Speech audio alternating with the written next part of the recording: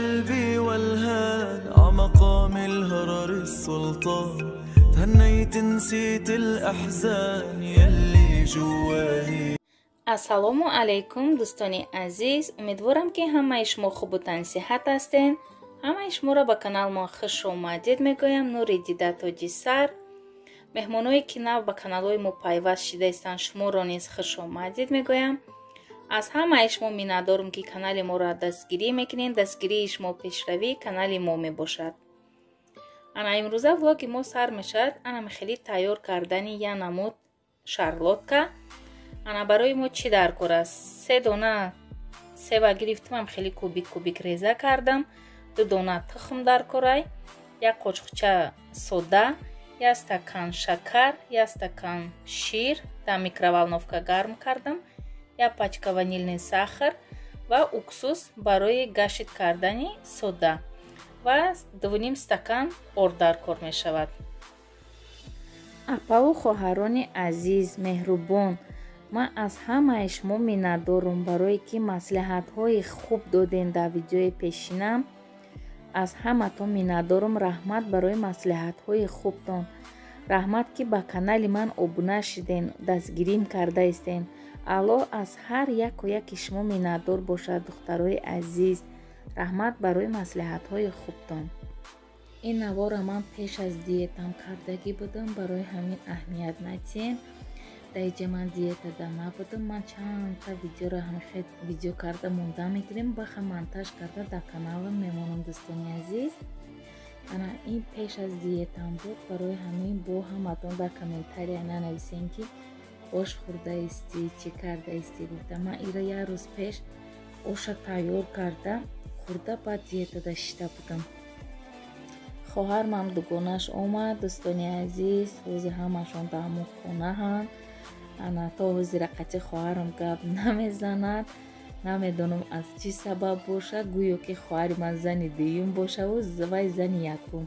хоҳари ман намедонам чихе бугум, беҳад зиқ буд. мақсад беҳад зиқ буд ки ман чихе гап мезанам, чихе чӣ мекунам, чихе дугона мешам. баъд не худора шукр хоҳарам авая дидай, баъд хушрӯ пешвоз гирифтай, салом алейк кардай, баъд гудакоша дӯстдорӣ кардай ва ҳайрон шидай ки кияй гуфта сини шуш гуфтай. ва шавҳараш гуфтай ки нашинохтиш. ба гуфтай ки ӯ зани дуюмашда савол додай. не нашинохтам. баъд гуфтай ки хоҳарам ма квартирантам, биё будро гуфтай. биёин будроен гуфтай. баъд гудакоша хай дӯстдорӣ кардай, пушокакоша буровардай. баъд шавҳараш гуфтай ки ин мубина ҳай, гуфтай зани ма ҳай. баъд ӯ одаме ки ханда карда айдар диромадагӣ якбора қавақоша дохтай. хай бечора намедонистай ки пеши хоҳарам овард. ана хай мардако ҳамихела агар ростша мегуфт мумкинам ки вай намеомад. ана ман дар иҷа вая гунаҳгор намекунам, барое ки вай намедонистай. ана вай ҳайрон шид ки дар занак шудааст. хоҳарам ханда карда вай пешвоз гирифт. хай ошоро вардошта, ош нахӯрдай, қар кардай. мақсад ки ана нагуфта овардаги шида ба фикрам. ҳамин мардако фикр мекунанд ки занака фаҳм мекунад, занак намефаҳмад. не, мардакои азиз, яки ягон касе ки мисол видеои маро тамошо мекунад, ман боварӣ дорам ки бисёриҳо занакоанд дар иҷа. ана ба фикрам кам мардако гӯш мекунанд, тамошо мекунанд. ана гуфтаниям ки агар ки зангир шиден, илтимос гапи дурӯғ назанен. ана ҳамаша чӣ хеле ҳаст ҳамон хел нақл кунен ки ана ҳавай мисол вақте ки занаки овардӣ, конечно вай зана настроениш мепара, барое ки ӯ одам дига хел гуфтагӣ буд, овард дар пеши якум занаш.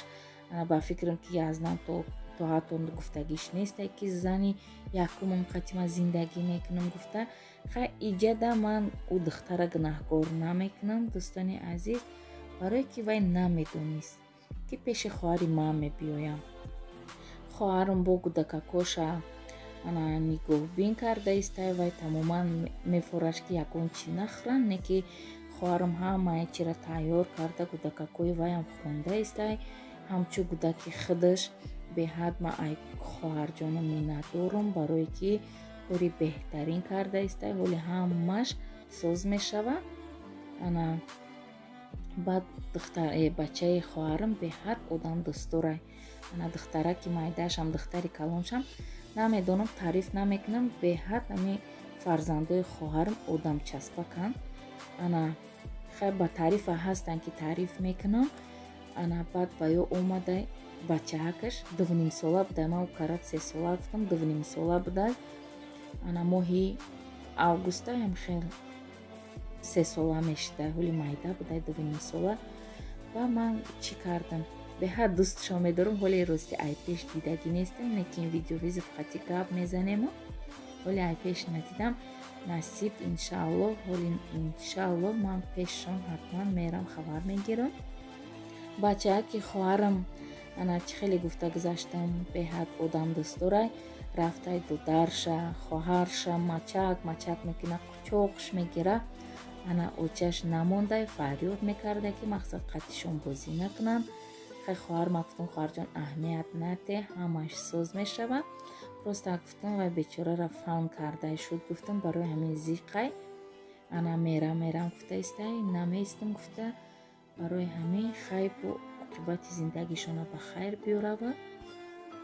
ростӣ ман боварӣ надоштам ки мисол хоҳари ман худшам хе ба даст гира. ана хоҳари манам хай чӣ хе бикунам, ҳама духтаро ҳамаи занҳо все равно ҳамин шуошон ки зани дуюм гирифтагиян.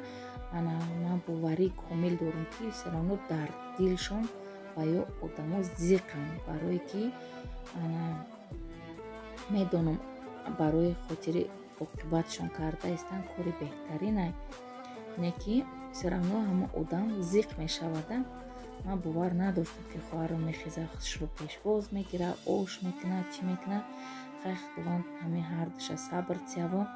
ана хай ваям ба умед шавҳар кардааст, мона хай беста ҳамуҷа ҳамашон муросо кунанд, сабр қатӣ, ҳамин як оилаи иттифоқ шуда зиндагӣ кунанда. вақте ки хоҳарам гуфт ки ана ба фикрам ба сари ғаму занша рафтагиай шавҳарам ози якҷоя ҳамашон меоянд. баъд хоҳарам уже дарак дошта, хай чӣ хе бикун шушки шав наёмад ва фаҳмидагиай. ана барои ҳамин ҳамун рӯз то омадани вай занака беҳад ман зиқ будам, гуфтам ино чӣ хел мешава, ҳози меоя ош қатъи иш ҳардушона мешавад ҷанг. ростӣ беҳад зиқ будам, то ҳамин хоҳари ман алоқа биромадана беҳад зиқ шида будам. то соати 11 шаба нигоҳ карда шиштам, кай хоҳарам менависа, гуфта манам навистам, тинҷай созай, ҳамаш тинҷ. хоҳарам баха каме бошам қатъи ман гап зад, не беҳад хурсанд шидам ки хушрӯ пешвоз гирифтаиша. ҳоли боварӣ дорам ки мумкин ҳардушон бо дугона шаванд, барое ки ман ай хоҳарам ку боварӣ дорам, хоҳарам беҳад инсони хубай. хоҳарам ина ҳама хелам боша қабулш кард, омад яна пешвоз гирифт. мисол хоҳарам беҳад рафторои хуб карда истай, чӣ хеле ки ман фахр мекунам ба ҳамин хоҳарам. ана ман ку хабар духтар қатъи шинос нестам, ман характери ва одама намедонам. хай барои ҳамин таваккалш ба худо вай духтарака хай агар мисол зиндагӣ куна, мисол ина хай хоҳари ман мисол якум занам боша, беҳад рафторои хуб карда истай, пешвоз гирифтай, чӣ кардай, хай оқибатшон ба хайр шава. дӯстони азиз, дар инҷа боша ман ана хӯроки шом тайёр кардам. дар инҷа ман диетада нестам дӯстон, ин видеои як ду рӯз пеш май. ана аз ҳаматон миннатдорам барои дастгиритон. ана аллоҳ нигаҳбони ҳар яки мо ва шумо бошад. дӯстони азиз, то наворҳои оянда дар паноҳи аллоҳ бошем.